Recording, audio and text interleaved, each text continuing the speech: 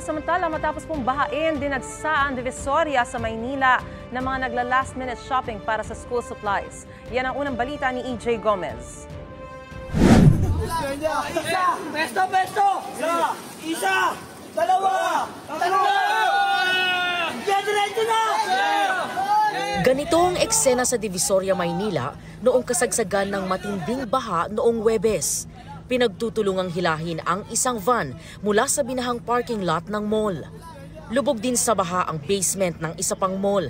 Nadali ang mga tindahan ng gown, school supplies at mga gamit sa bahay.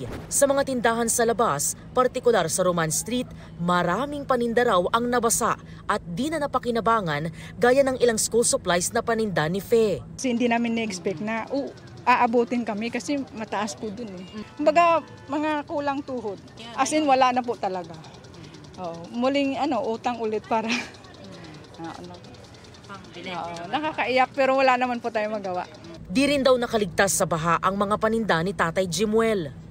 Isang box, mga 5 dosenang medyas sa mga cycling. Okay na, napatuyo na namin. Ayon sa kanila, umabot hanggang binti ang mga baha sa kalsada. Nang humupa ang baha, nagsimula ang clearing operation.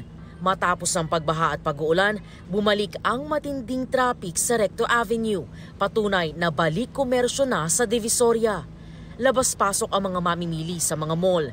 Marami-rami ring nag-last minute shopping para sa pasukan. Nabili lang po kami ng mga school supplies kasi magpapasokan na. Taga Bacoor po kami, binahaw po kami. Ngayon lang po kami may time mamili ng school supplies. Mas mura po kasi dito.